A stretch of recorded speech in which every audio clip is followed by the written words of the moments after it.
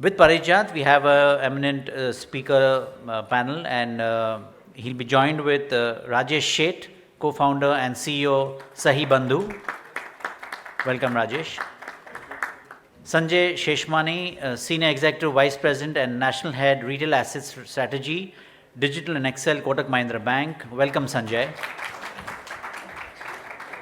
Bhavin Patel, co-founder, LenDenClub. Welcome, Bhavin. Deepak Jain, co-founder and director, FlexiLoans.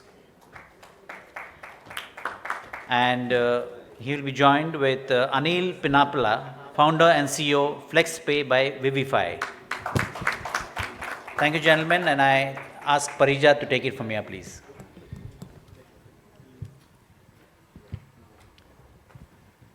Good afternoon. May I request everyone to settle down? I think I can see a lot of people standing at the back.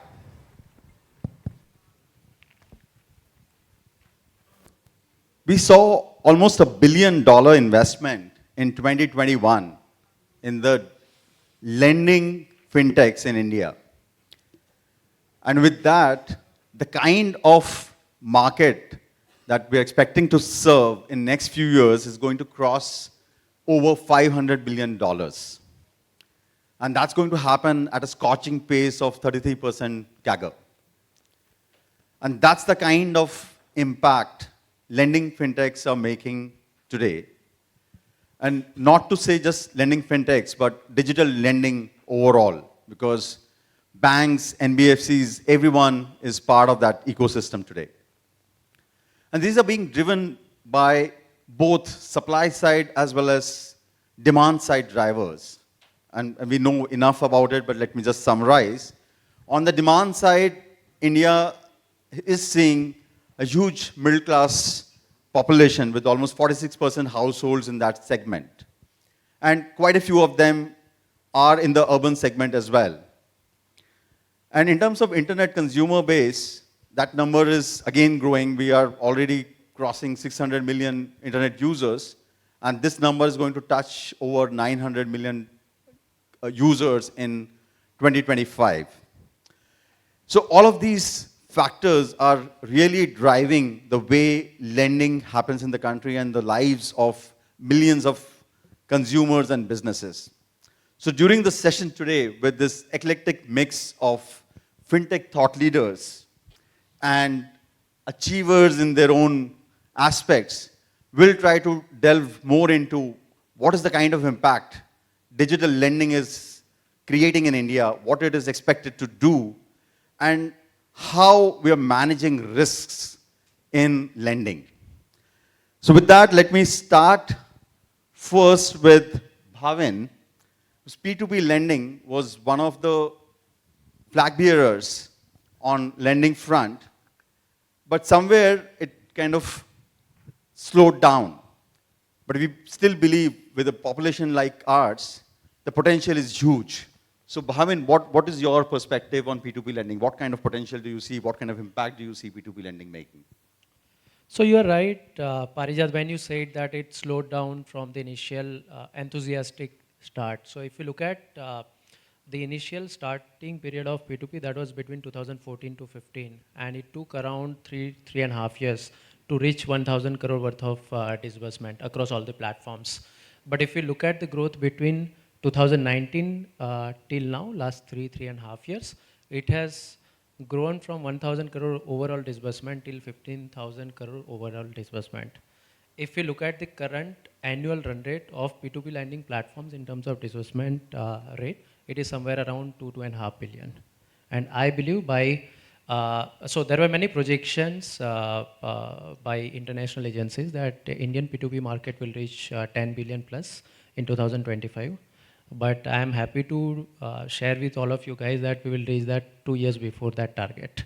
Wow. So that's the potential, and I believe the innovation, the way India is working towards making finance differentiated compared to the other global counterparts like US, Europe or China, I believe P2P lending is going to be one of the most prominent future of Indian lending. That's great. Like, so we're going to see almost 5x growth in next 2-3 years. That's Absolutely. a fantastic number. So over to Deepak.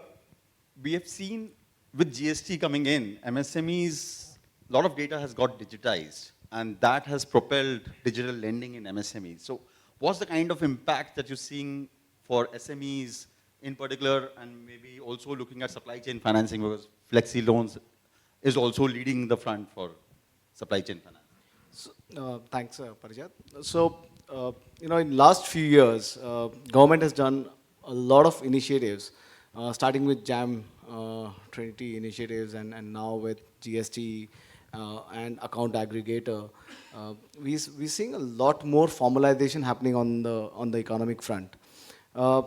So, if you look at the MSME ecosystem in the country, almost 50 million MSMEs are kind of unserved or underserved. Of the 65 million SMEs, which we think is a serviceable market. That's a huge number. That's a massive number. And if you look at this market, which is sub 20 lakh rupees of ticket size loans, almost $50 billion market is touched by the informal economy and not by the formal economy. So if you have to bring them into the formal economy, it's a massive market out there to be served, and that's the problem many of the fintechs we're trying to solve here. With initiatives like GST or account aggregator, this will become even faster for us to use technology and give them solutions to these MSMEs, because when these MSMEs want loan, they want in 24 to 48 hours, and that's where they use either a loan against gold or an informal channel of borrowing. So with more data coming to us in faster methods, and our ability to recollect that through various initiatives NPCI and others are taking, I think the formalization will happen even faster and faster. Another great thing which is happening beyond GST is the trails which UPI and other payment ecosystems are creating. So what's happening is you can tie up with a lot of payments aggregator, and with the customer's consent you can look at their payments behavior and go out and lend to them as well. So that's third major piece. And the third is the supply chain, which again most of the banks and NBFCs, they solved the tier 1 supply chain for large corporates. The long tail of distributors or vendors were not really clearly attacked or solved by this larger NBFCs. That's where a lot of fintechs like us are operating. Just to throw some numbers, in last few years, we have given loans to almost 100,000 MSMEs, pan-India, almost in 3,000 locations. 50% of the loans we give are in tier 2, in fact 60% of the loans we give are in tier 2, tier 3 towns. So it's the real impact which is happening in the smaller towns and cities as well. Our average ticket sizes are in the range of 3 to 4 lakhs. So again, it's the smaller ticket size and faster ticket loans which keep happening a lot. Sure. So huge impact in tier 2, tier 3. And with that, my next question is to Rajesh, because you operate in gold loans, and recent RBI report said that the penetration for digital lending is under 1% for gold loans. So how do you see that opportunity in gold loans, especially since it's collateral based? And do you see more demands in tier 2, tier 3, like what Deepak mentioned? Thanks. Yeah, if you look at the focus area for us also has been tier 3 for two reasons. One, the largest gold holding also is in tier 3 in the rural, if you look at. It's not in tier 1 and 2. And this is the market that is underserved. And it's not that they have no access to gold loan, but they all have been going to money lenders, pawnbrokers, and in the recent years to NBFCs, because NBFCs have brought in the comfort, convenience, and the TAT. But it is coming at a cost, which the consumers have been realizing now, that they can shift or make an attempt to go to a bank, where again they have their own constraints in terms of being first-time borrowers, or they have their own constraints in terms of thinking that whether bank will give me a loan. That's the role that we have been playing. So we see a huge opportunity. Just to give you numbers, only tier 3 market is close to about 20,000 crore loans per month from an overall potential, versus almost about 15 to 16,000 crore coming from tier 1 and 2. And that's where our focus is. We have been serving tier 1, 2 also, but majority of the business is coming from tier 3. we see this is going to grow hugely. So coming to Sanjay, now banks obviously have been creating digital journeys all across, and the technology innovation though started with fintechs, but like especially private banks have caught up really well and are leading innovations themselves on this front. So what is your take from a banker's lens in terms of how this landscape is evolving? What do you see? How is the bank reacting to this situation? Yeah, thanks, Parijat. In fact, I think banks have a lot to learn from what's happening around the ecosystem. I think banks were late starters. I think the entire payment wave taught banks that they cannot be caught napping. And I think banks have learned, and I would split the learnings broadly into about 3 categories. One is on the customer side, one is on the infra side, and on the tech and analytics side. On the customer side, very clearly, the fintechs brought in a lot of superior journeys and ease, which was a learning banks, processes, and mechanisms. Probably at times were a little more clunky, a couple of more checks needed. The second thing is, of course, newer segments of customers, could be new to credit, newer geographies. And the third, obviously, was what we keep now calling small ticket, small tenor loans. Banks are always averse to those type of loans. I think from the customer side, banks picked up a lot of these things from what's happening around the ecosystem. On the infra side, very clearly, the ability to scale without necessarily having a large physical infrastructure as a learning there. And obviously, banks generally have had a very people-heavy, paper-heavy model. Not necessarily the leanest and cleanest there. And I think those are learnings which we have picked up with what's happening around. And on the tech and analytics part, again, the amount of various AI models which are there with fintechs to be able to take faster decisions. Fintechs generally are more agile in terms of technology changes and adapting to them. And of course, working on tech-based credit models to reduce the cost of underwriting. So I think what all these things happening around the ecosystem, banks have always been doing some of this, but I think they're doing it a little more efficiently now. And I think it's good for the industry.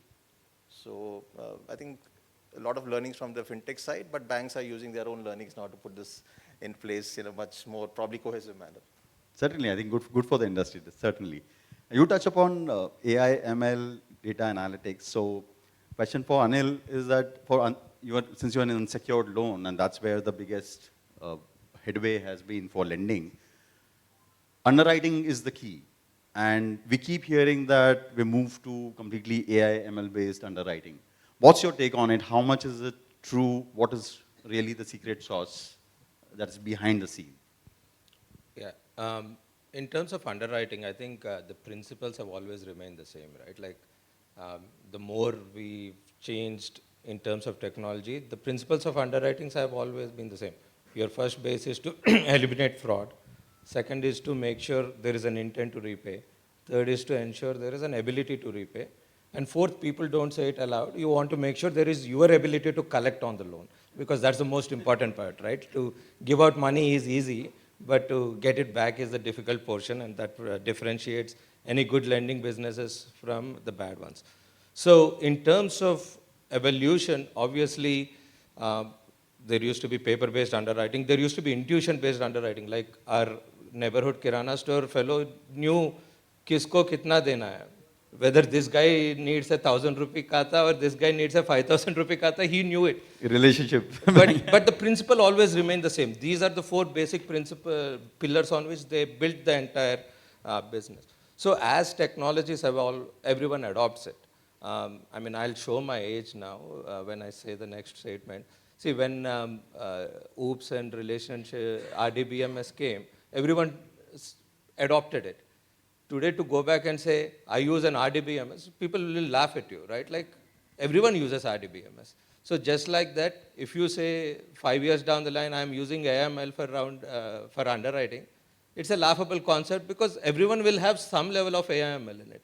So technology is never is just a tool. It's how you use and how you interpret it, and make sure that while you are doing it, especially I come from a US lending background, that when you are using tools like that, that your monitoring and audit processes are strong, that there is no discriminative practices, and there is no disparate impact that your lending underwriting algorithms could bring, those are the challenges for the future. But in terms of the principles, they will always remain the same. And we'll try to evolve using technology as a tool to just better deliver the service. What AIML or automated underwriting, whether it's rule-based, have done is you are able to now make a decision. What used to take 3 days to maybe 30 minutes can be done in a 30-second timeline. And especially for a company like ours, which is focused on the underserved consumers, and we are trying to make a loan decision. We give loans from as small as 500 rupees to maybe 2 lakhs. When you're, like Bhavin is in the same business, when we are trying to do a 15,000 rupee loan, 4 दिन तो नहीं ले सकते, then your entire profitability is gone. So that the technology tools help you accelerate that decision, but still the principles remain the same, and monitoring and audit is the most important thing that people should focus when adopting these technologies. Sure. So, one more question that comes to my mind for you is that with being physical, like completely paperless, completely faceless, there are situations where frauds can happen, and there were recent news about fake loans being booked in people's name where they were not even aware that their PAN card was being used. How does that really happen, and what kind of lenders do to protect that situation? Because it's also putting lender at with a bad name, as well as the portfolio can go really bad. See, once more, fraud always exists, and you are trying to figure out various methodologies to do risk mitigation. The recent fraud we have observed mainly, which related to identity theft, is universal and affects everybody. But in terms of mitigating it, the best things are always what RBI mandates and everybody here follows is KYC, know your consumer. And as long as you do it very efficiently, especially when you're doing it digitally, you should not take any shortcuts.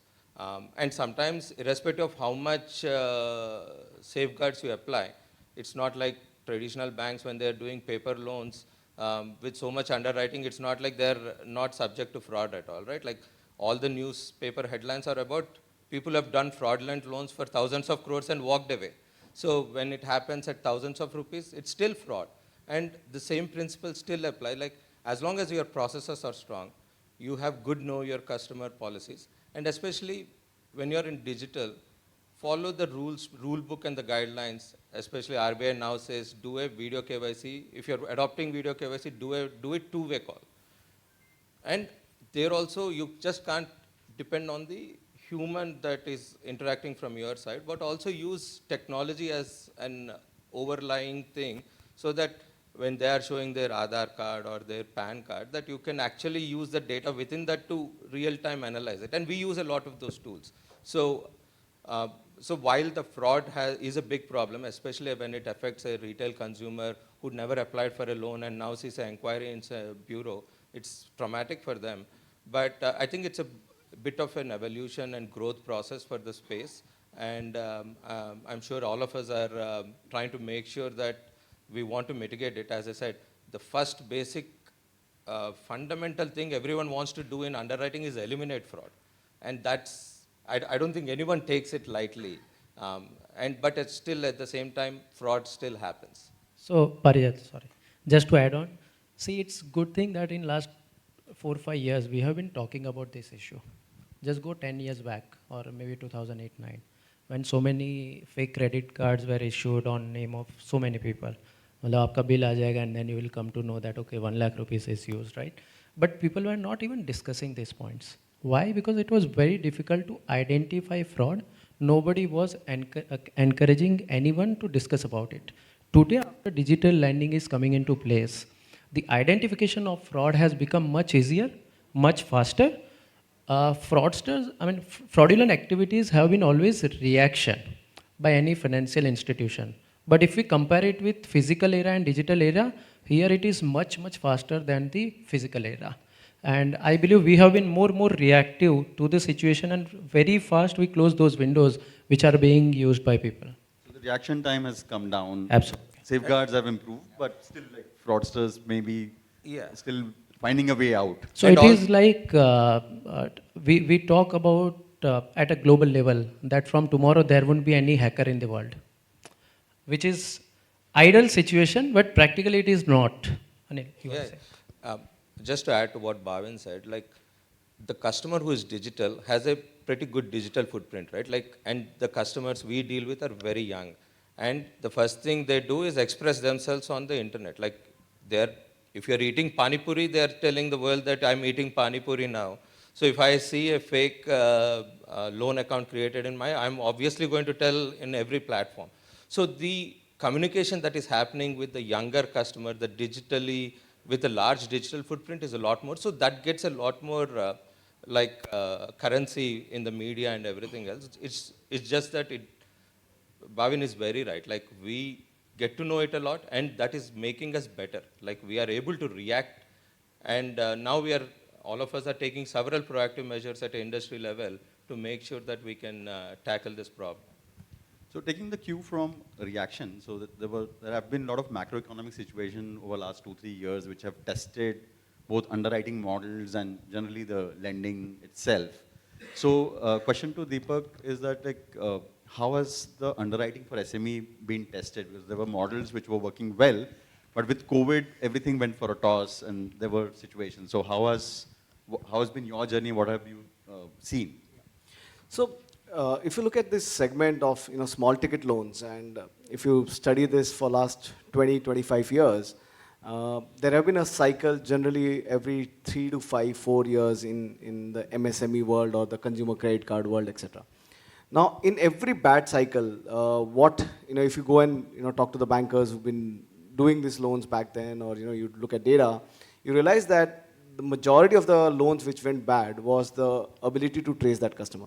So if the skip customer ratio is very high, you will lose those loans because there's absolutely no way to reach this customer, and thus your ability to collect does not exist. What we did, from the beginning when we started was we never lent to a location where we didn't have an ability to knock on the doors of that customer in real time. Less than 24 hours, can you go and knock on the doors of those customers, even if it's a remotest tier 3 town. So we get leads from roughly 6,000 locations pan-India. We give loans only in 3,000 because these 3,000 locations is where we have the ability to collect. Yeah, we are in business of giving money and not soaps, right? We need to collect back that loan. So thus you need to be very, very sure that you're collating enough data at the beginning to triangulate this customer and the location of this customer when the loan goes bad. So it also depends on what these two gentlemen were speaking, that how many different data sources you are tapping into while giving that loan or making that decision, and how are you using those data sources to triangulate that, okay, so we call it, the propensity to skip. So what's the propensity of these customers to become a skip customer? And there's a special scorecard only for that. Again, we dip into the bureau data, the data coming from various partner sources, the digital footprint, etc., to decide that, okay, what's the propensity of these customers to go skip for us. So those are the kind of things. For us specifically, in the times of COVID, fortunately, a lot of loans we did were online ecosystems. We are one of the largest ecosystem embedded financiers in the country. So, all the digital ecosystems is where we provide loans to SMEs. So all top e-commerce ecosystems, all payments ecosystems, etc. And thus, these were the customers who were doing, or the sellers who were doing really well, because the physical stores were off, but the online sales were happening. And thus, our collection track record was pretty well. In fact, our credit costs were one of the best in the industry, because of multiple reasons I spoke about. Good to learn a few things from there. So, question for Sanjay. Now, when a bank works with fintech partners, and like you said in your opening remarks, that is critical of how to evolve and how do you see it moving forward, what do you look for in the partner? How do you really select a partner? How do you cover for risks for the bank when you actually engage with a partner? Yeah, so I think banks are pretty clear that we need to work with partners. I think that theory that we can do things ourselves is out of the window. And we at Kotak also keep sort of looking at partnerships to work on. So what do we look for in a partner? We look at, when we are trying to work with partners, we look at partners who can probably bring a much superior customer experience layer, because that's something which banks lack, or I think banks have scope to improve. So clearly customer experience layer, ability to get into newer segments, which we have not really done much, but we would like to test. I think these are 2-3 elements which we look at when we look at a partner. But it seems to be working other way also. A lot of fintech partners are looking at working with banks now to understand the risk frameworks a little better. Some of the collection pieces a little better, because I think you shouldn't be lending if you can't collect. And lending is all about collections. It's not the other way around. And I think it's very easy to say I'll price for risk, but you can't keep pricing a product so high that you get only a portfolio profile which is not very great. So that's not a great business model. And thirdly, I think the fintechs also learn on various profitability metrics which banks look at, which eventually help them. I think that's been one of their challenges. So I think 2-3 things. We look at a fintech who has got a lot of clarity and focus on what they want to do, is able to bring in great customer journeys and ability to understand the customers better, which we can leverage on. And thirdly, who's clearly wanting to be on the right side of regulation. I think that's a strict no-no. Anybody who wants to play in the gray is out of the window. So I think these 3 things is what we look at in a fintech partner. Sure, so we'll come to regulations in a short while. But a question for Rajesh is that, since you are in the gold business, there would be operational risk beyond the credit risk. We have been talking about credit and fraud risk, but in gold, operational risk takes surface. And you also work with quite a few partners yourself. So how do you really manage operational risk? Who owns the customer in this journey? Because there is bank involved and the segregator model that you operate. Yeah. In terms of ownership of the customer, we own the customer. SahiBandhu owns the customer. But then, as you said, this is a fully collateralized product. So, and RBI is very clear that 75% is the LTV. Most of the loans are 6 to 8 months tenure. So even if there is a default, bank is not going to lose money. From that aspect, there's no risk, but there's a risk that we carry in terms of assessing the gold at customer doorstep. That risk is carried by us. But it is, as Sanjay said, for us, we come from a legacy of a large group, which is 80-year-old. So commitment to the regulations and compliance is foremost. There's no compromise, shortcuts there. So winning the trust of the customer is very important. So in this product, you can't do everything digital. It is digitally enabled, tech enabled. We make the consumer experience, as Sanjay said, very, very smooth using our platform. But there has to be a physical interaction. So coming to what Deepak said, we have to meet customer in this product. We have to touch the gold. So there's nothing that we will do completely online. So from that aspect, we will know the customer very well. The entire customer's profile is with us. Background, we collect much more data than what the bank needs so that we know the customer better. We cover our risks fairly well. In terms of assessment, our people are trained, but then we rely on established players who have registered, empaneled assessors with them. And they commit in terms of if there is a mismatch with our valuation versus bank's valuation, they take a guarantee that they can pay back that money or they will buy the gold at the value. So that's the commitment that we have from the assessors. There are occasional risks in terms of the valuation mismatch, for which we do a fair coverage in our entire business plan, but that's very small, that's well covered. There's also a risk in terms of transferring the gold from customer's location to bank, which is a transit risk, which there could be intent of the person also. We don't outsource any of the work. We know our employees very well. But then we take adequate insurance coverage in terms of fidelity as well as transit.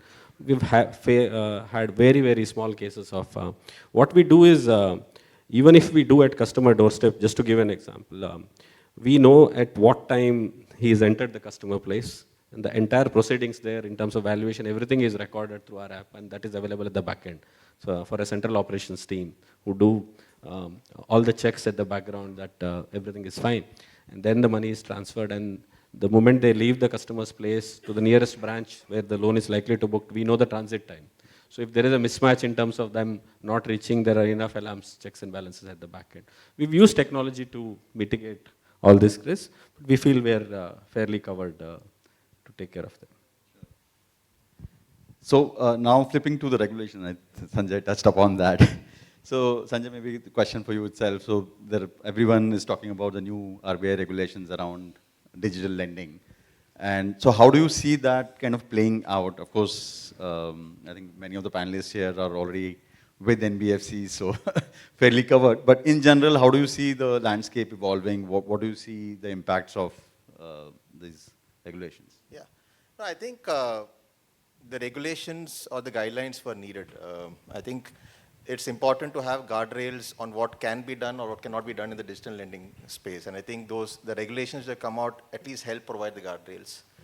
And our own experience in the past is when you have regulations, they tend to bring in more transparency. And the transparency eventually leads to more trust from consumers. And the trust eventually goes back into growth. So I think it's a nice fine balance. You have the right regulations resulting in transparency, resulting in trust of customers, and then obviously resulting in growth. So I think we welcome the regulations, and I think it's good for fintechs too, from a more long-term perspective as they look at growth. And I think it's great for customers because generally the belief is what's good for customers is usually good for the industry too. And I think the regulations are good for customers, so it should help play out well. Great. So maybe again, question to Rajesh, because now these regulations are talking about digital lending, and since you're doing gold on digital, how does that impact and what kind of alterations that you are seeing in your business model? Yeah. So from beginning, our model was kept very flexible in terms of how the consumer journey, in terms of so customer acquisition is completely digital. That there is no change there. Customer onboarding also is being done through our platform. The only change that the regulation has brought is the disbursement of the loan has to happen directly by the bank to the end consumer. Even the repayment journey has to be directly.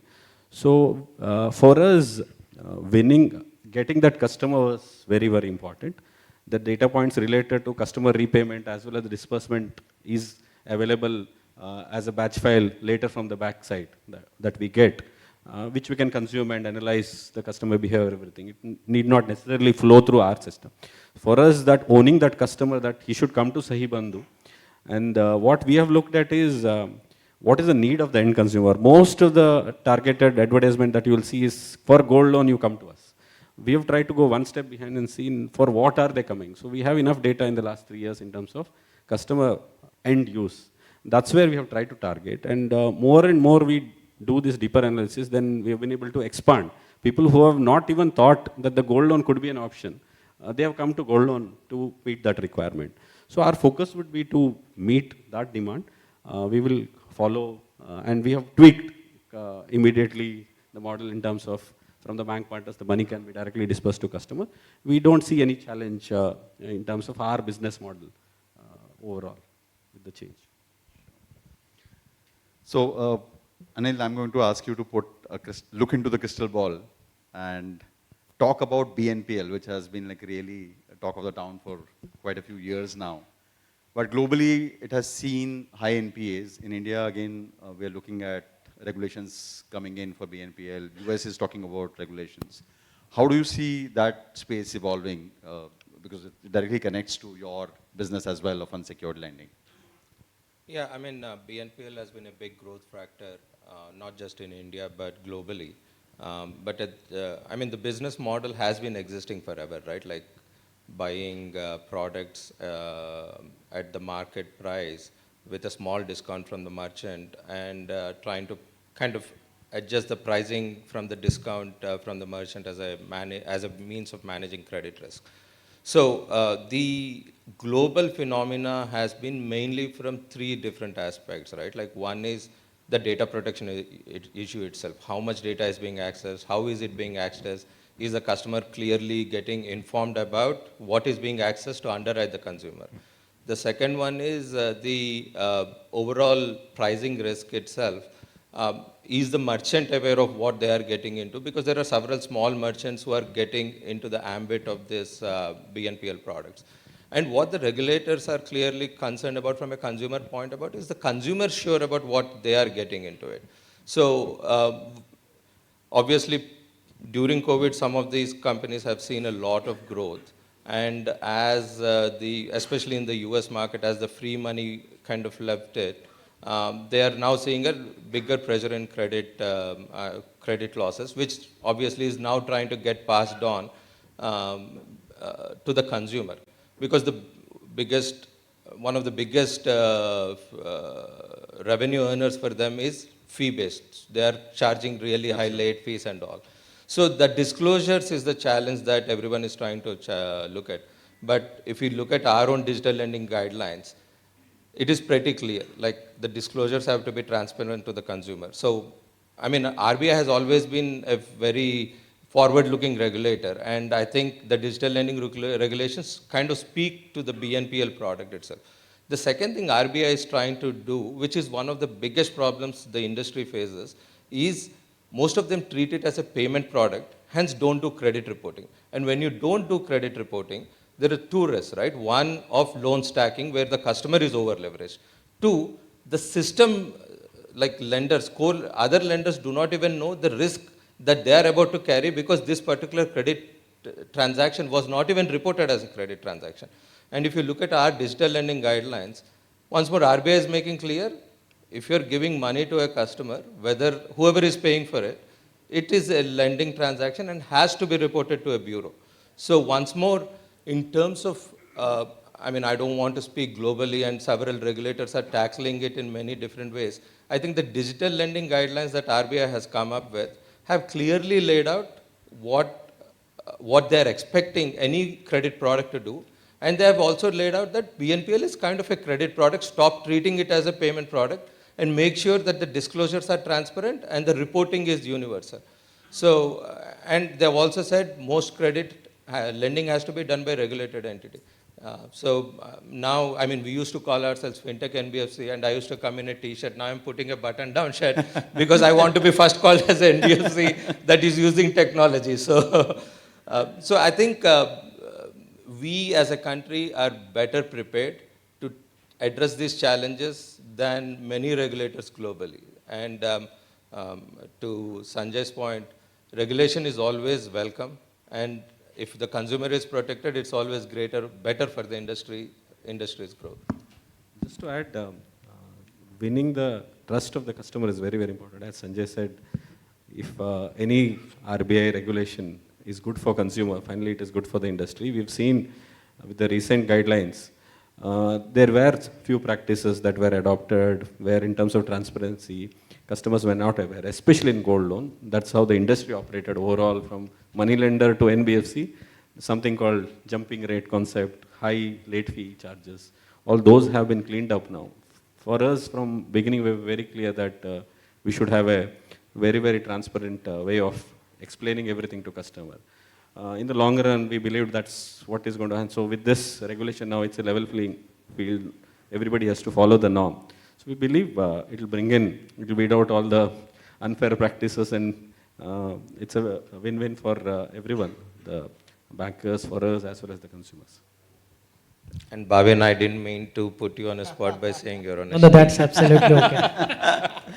Okay, so maybe just last two questions. So on crystal ball again for Deepak and Bhavin. Deepak, your question is, what do you see in terms of like BNPL, embedded financing for SME, since you're focused on SME financing? And Bhavin, for you, it's more on like, how do you see underwriting evolving? What kind of alternative data sources that you see could come in future for individual loans or consumer loans? You want to go first, please? So again, the future is always where the customer's problems are solved. Yeah, and when you see the whole embedded finance as a concept, it emerged because, at the point of sale or when a transaction is happening, are you solving the need of credit at that point in time?